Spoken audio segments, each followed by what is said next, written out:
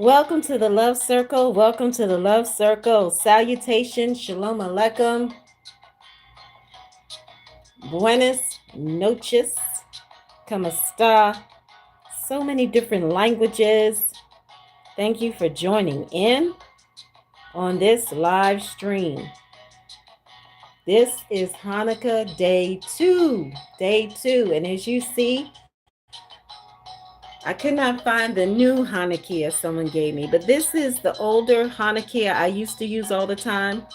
So my mother, what she used to do is she used to plug one into the wall because it was so many little children running around. And as you see, this is the pomegranate, and these are the gold coins. That's right, the gold coins. I was not able to find any gold coins today. I didn't really look for them, but I may look at some point in time to see if there are any gold coins left around anywhere. But as we know, it's not about the gold coins and all of that. The pomegranate is always significant, of course. And the gold coins, as you know, those are just representing blessings and everything that is good in our lives, because we all should desire blessings and to bless others. That is very important every day, every day. And we know that these days are definitely priceless. Regardless of what we call it, every day is a special day because we are here and we are here on a divine assignment. There's something that we need to be doing in the land, on the earth. And where are you watching from? How are you doing? What is going on with you today, tonight, whatever time zone you are in? Welcome to each and every one of you. We're going to talk a little bit about Hanukkah, and we're going to talk about lighting the Hanukkah and all of that, and what type of food is usually festive for this very special time. And as you know, Hanukkah is the miracle of light, the miracle of oil, and we're going to talk a little bit about that tonight.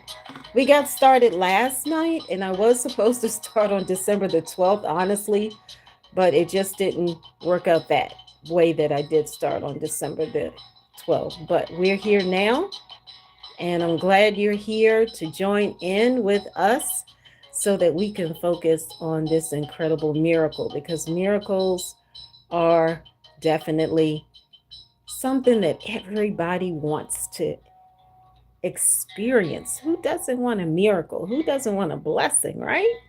I believe each and every one of us wants some type of miracle.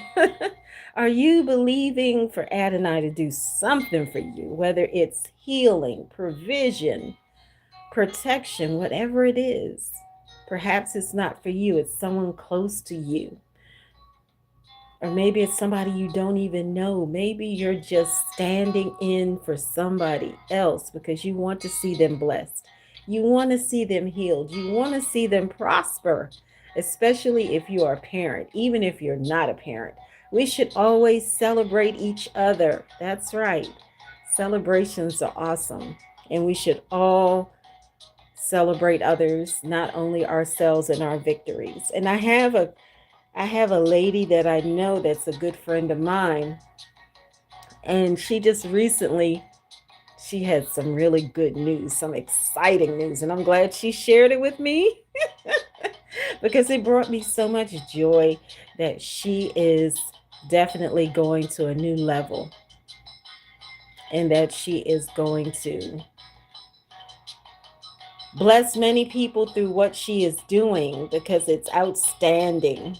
I'm not going to share it here right now because I didn't get her permission to share, but even if I did, you probably don't know who she is. But I like to respect others and their privacy, so I'm not going to share it. Another time I'll ask her first. I can share it. But I'm telling you, it's something that is much needed right now. And she has such a beautiful voice. She sings, and but she's not singing in English. But anyway, I know a lot of women that have beautiful voices that are not singing in English. One, I know she sings in Hebrew and many other different languages. But my mother was one, she knew many different languages. That's not really my gifting. I'm sure I could probably learn, but I mean, she was just really good at learning languages quickly. She was really good at picking up languages and teaching those to others. That is just not the way I am designed. But if you are interested in learning more about Hanukkah, I'm telling you, there are many resources available out there so you can learn more about Hanukkah. I'm going to touch lightly tonight on some background of Hanukkah, the festive foods and all of that good stuff. And so you can know more, because I think a lot of people need to know more about it because there's a lot of misunderstanding. That's right. So it involves a miracle. That's right, a miracle. And it had to do with the temple. Some people know that, but the majority may not know about the miracle, and maybe the focus is lost on that over time. But anyway, light is always good. Lights, I really like lights. I love candles, and I love pomegranate. I love fruit. So let's get right into this right here and now. Let's talk about Hanukkah a little bit, and then we'll talk a little bit about the lights and how it's different than Shabbat, because it's not exactly the same. Because a Hanukkah and a menorah is not the same thing, in case you didn't know. But I'm definitely not the expert on it. My mother was.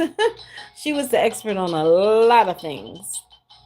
So according to the calendars, which seem to be really off, Hanukkah began on December the 14th at sunset and ends on Monday, December 22nd at nightfall. And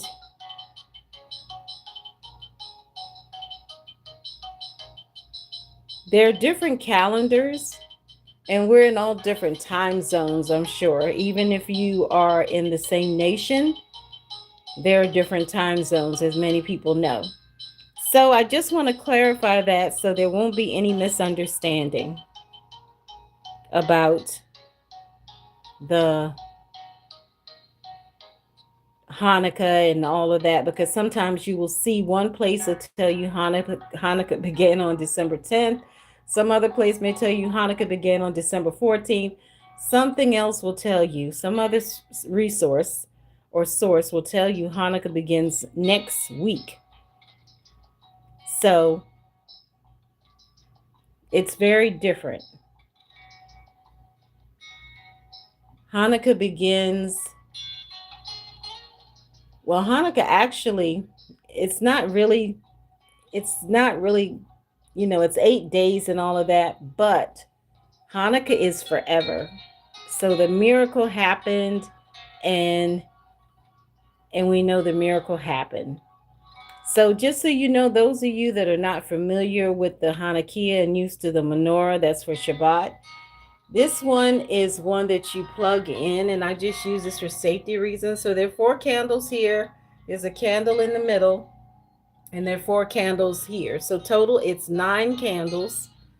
But some people prefer the one that you light, and I don't really want to light anything because that could be disaster. Not disastrous, not right now. Maybe at a later time, in a few days or whenever I find the other one, the new one, perhaps, but not right now.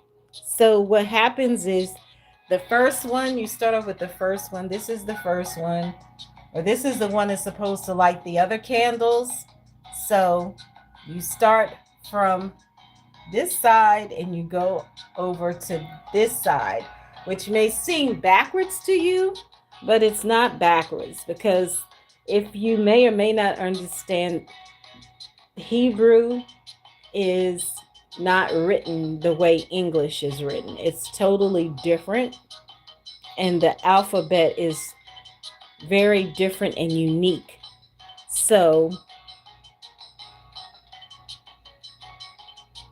it is not exactly the way it seems to some people. So you have to know a little bit about Hebrew to know exactly how it goes. You have to know the letters, and you have to know the meaning of the letters and all of that, because in Hebrew it's a little different, because even numbers, like words, letters and names have a number. So when some people don't understand it, it could be a little strange to them, because they don't understand the Hebrew language and how it is that there's a number that's connected to the letters as well. It's not just about the lettering, it's not just about the words and the names. It's a little more complex than that. But it's not complicated. You can learn it just like you can learn any other language. So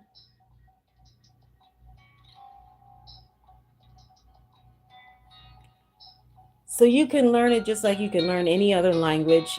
It's not beyond comprehension. And I know some people always like to try to compare Arabic to Hebrew. It is definitely not similar to me. Maybe to some other people. Let's see, Kat's on here. Kat, what do you think? Do you think Arabic and Hebrew are similar? I don't think so, but some people, maybe they think so. I don't know much about Arabic, but I don't believe that Arabic and Hebrew are similar languages. Well, it depends. So anyway, there are a lot of people that seem to think that they have similarities between Arabic and Hebrew.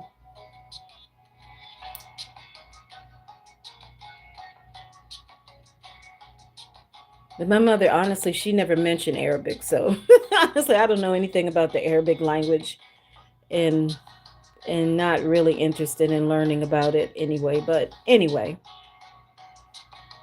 so just so you know, there's a lot that goes on during Hanukkah. A lot of celebration. It's more than just potato latkes and donuts and all of that. It's deeper. Of course, there's also fruit involved. But for me, my favorite, I think, is probably grapes, figs, and pomegranates. I'm 100% plant-based, so my diet is probably a little different than most. I tend to like falafel somewhat, but not all the time. I like plant-based, but not substitutions, because I just don't believe in all the substitutions and artificial ingredients. I'm just not into that. So some people are into it. They like what they like, and that's perfectly fine. Everybody has different preferences, and that's okay. It's perfectly fine to have different preferences. So some people may or may not be familiar with French or Japanese or Italian or Portuguese, but my mother, she taught all those different languages. And I remember her telling me that, I can't remember which one is similar to, I think, did she tell me, she was like a expert in languages. I think she told me Italian and Spanish are similar. I cannot really remember. Either it was Spanish and Italian or Spanish and Portuguese, but I think it may have been Spanish and Italian, that they have some similarities one to another. And she gave me specific words as a point of reference. As a point of reference. So the way we see things now, just for a quick recap, is not the way things were for our ancestors. Many people seem to think it was always like this. We didn't have a calendar, we didn't have a clock, we didn't have electricity. Our ancestors, the matriarchs and the patriarchs, they didn't have what we have today. All of this technology that we have today was not available back then. It had not been developed or created at that time. So it was a little different for them. Most of the people that were in that land during the time, they were probably traveling by camel, horse, or sometimes walking. And you could imagine it probably took a long time to walk to get somewhere because they didn't have many modes of transportation like today. Like today, you could take a boat, you could take a plane, you could take a train, and all of that.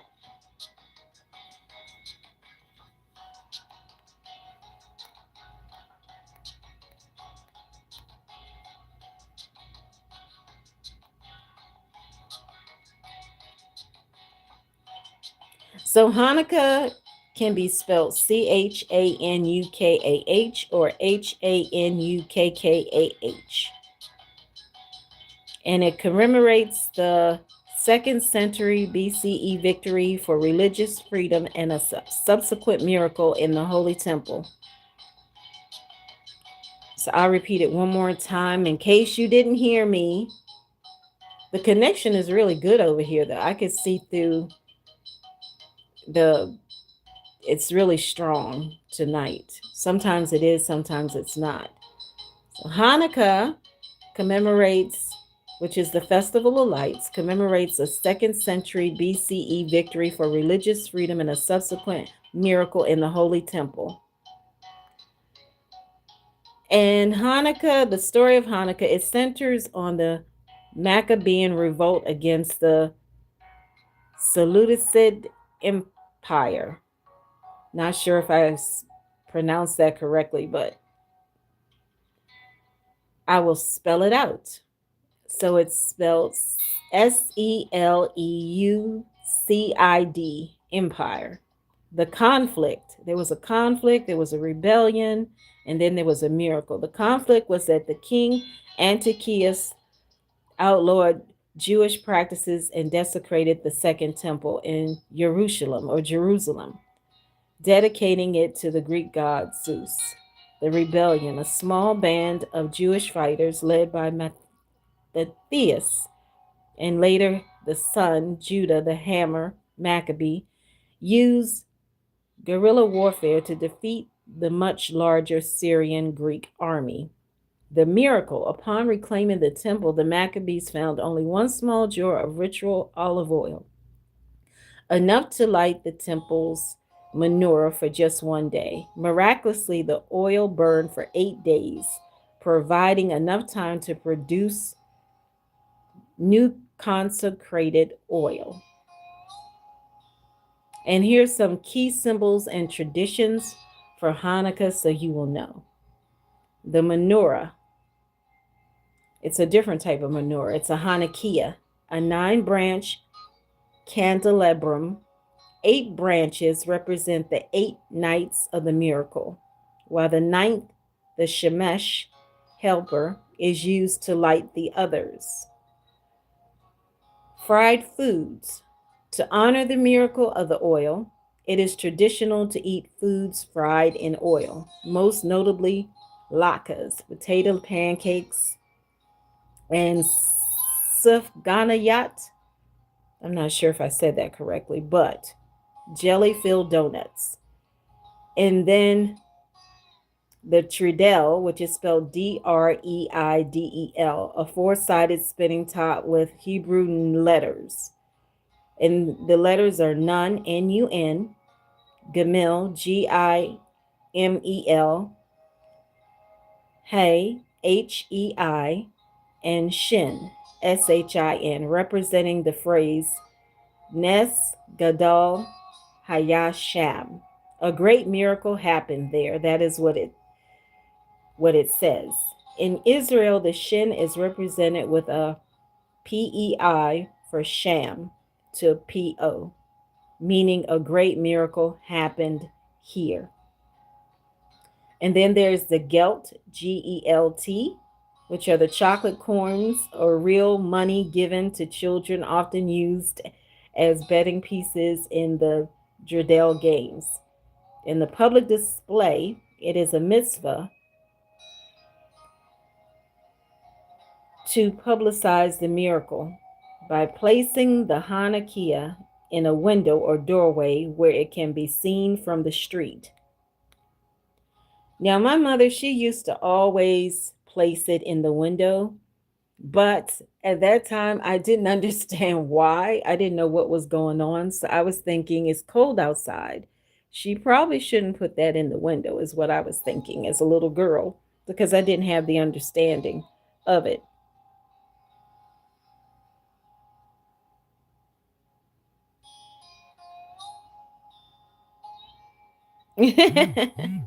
Kat, you're funny. You say you like the fact that a pomegranate is next to the menorah.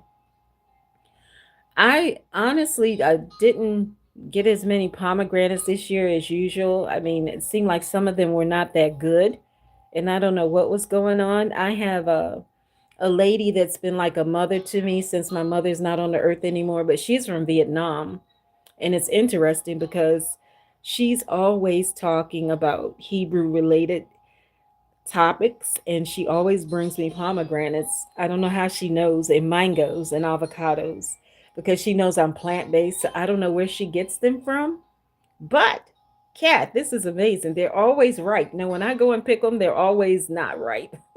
Because my mother was the one that was really good at fruit and the Hebrew language and all of that. So that's why everybody used to always go to her house, because she knew what to do and she knew everything about how to prepare the meals and all of those for the holy days and all of that. And she used to cook. At one time, she told me she cooked for hours for the rabbis, preparing for Pesach and all of those special days. And she loved to do it. I mean, even though she really didn't eat most of that stuff, she had so much joy in preparing food for others, even fish and all of that. Oh, thank you, Kat. So, yeah, she really enjoyed cooking for people. And she loved cooking for me because I was the youngest of 12. So you can imagine. And she loved preparing meals. I mean, she really put her love into it. And she used to always tell me, be very careful. I remember I didn't know it was a Hanukkah at the time.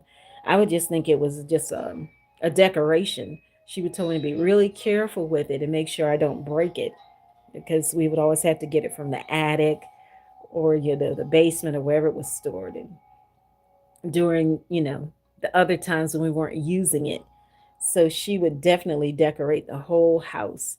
And the house would stay nicely decorated all the way to like maybe February or March. I know that's a long time, right? Because usually Hanukkah comes in December, right? It usually comes somewhere in December. So that's a long time to be waiting to take all decorations and all that stuff down. But she loved to have the house decorated and have festive food. It was just something that she really truly enjoyed.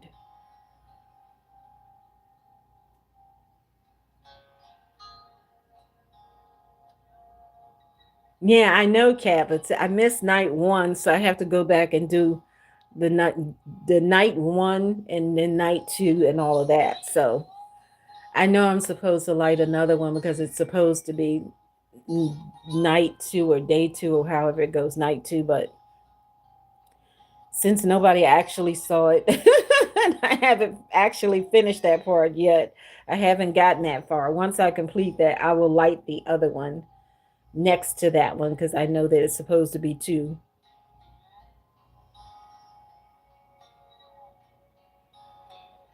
And I used to really enjoy going to various meetings where they would have for the time of Hanukkah and all of that. But it's been extremely cold in this region right now, so I don't even know if they're going to have that because the temperatures are frigid. I can't imagine anybody standing outside more than 15 or 20 minutes, honestly. And snow keeps coming and popping up, and I'm like, ah. I like snow, but I don't really like the frigid temperatures that much when it's windy, you know? Kat, what are you talking about when you say I saw mine? You saw your what? So pretty much there's not too much else really to share with you about Hanukkah except that it's a time of celebration. It's considered to be a feast, a festival, or something like that. It's considered to be a time of celebrating and remembering the miracle. And so many people,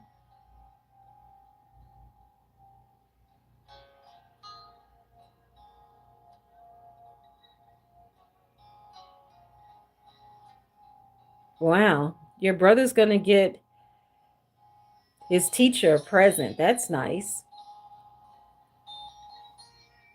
Usually, when these special times take place, people invite neighbors, family, friends, they invite people in to come.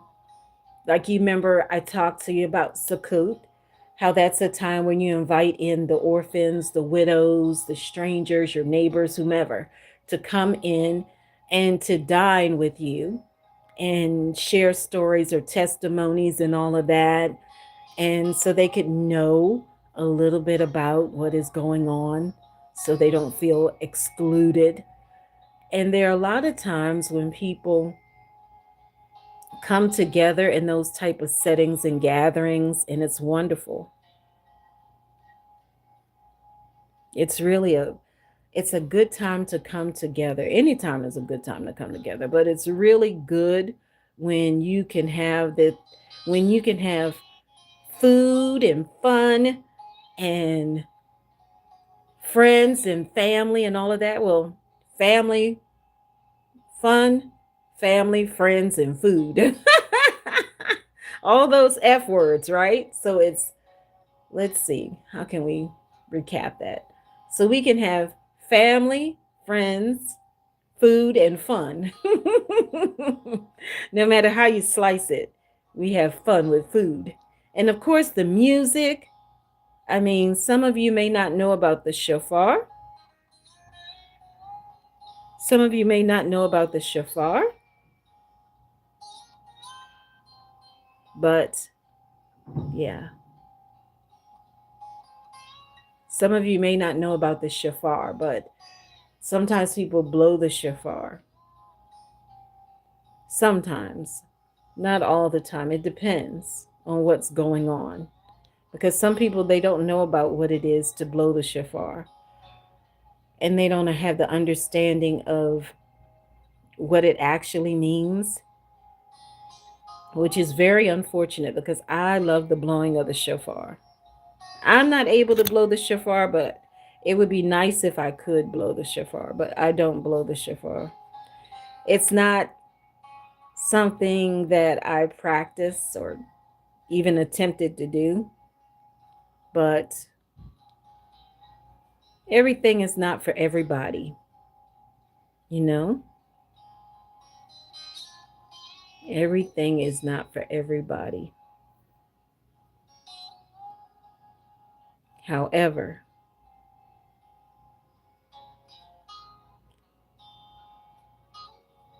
when we have the understanding of how important Hanukkah is, I think it would be better for most people instead of just some people tend to reject it and write it off as just a day for the Jewish people or the Jews. But it's so much deeper than that. A miracle happened, a miracle took place, and everyone should get excited about that. Miracles are important.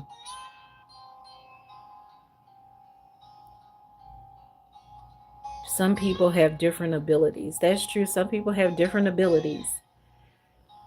But we as people, we are one people under our Maker, our Creator, who is one, which is Ahad in the Hebrew language. So I want you to have the understanding, if you don't know anything about Hanukkah, that is a time of celebration. It is not a time to be sad. And even if you don't like candles or whatever, or you don't do anything fun, just remember the miracle of light, the miracle of oil. That is such a big deal. It is such a big deal to have that miracle.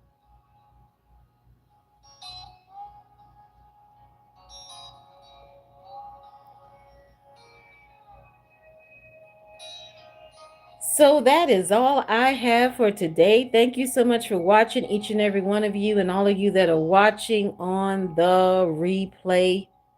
I'm not sure what they call the replay of the live stream, but I guess it's just the replay. That are watching on the replay, blessings to each and every one of you.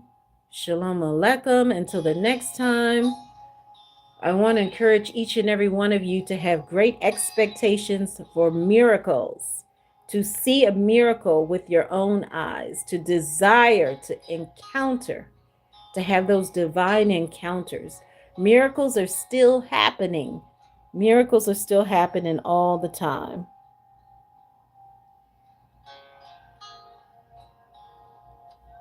What is tomorrow? Tomorrow's Tuesday. Yes, Kat. Tomorrow. All this week we will be going live.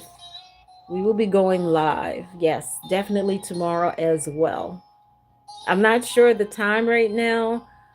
Tomorrow I have a few meetings and other obligations, but I will definitely post it and everybody will know what time it will be. It probably will be before 10 o'clock, more than likely. 10 at the latest.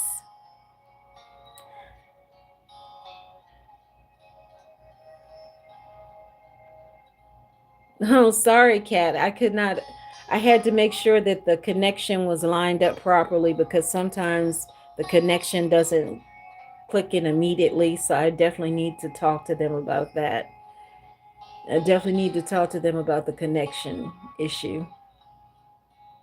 And plus, I had to find the Hanukkah. I'm like, there's no, what am I going to do without the Hanukkah? Nobody's going to see what it is. They need to be able to actually have a visual of it.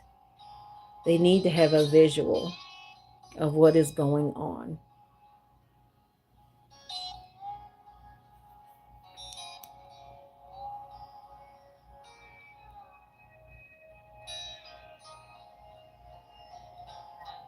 I will check the connection. So until the next time, everyone, blessings to each and every one of you. Thank you so much for watching, Kat, and I hope that each and every one of you have a wonderful night, morning, evening, whatever time it is where you are, and have a blessed Hanukkah. Shalom.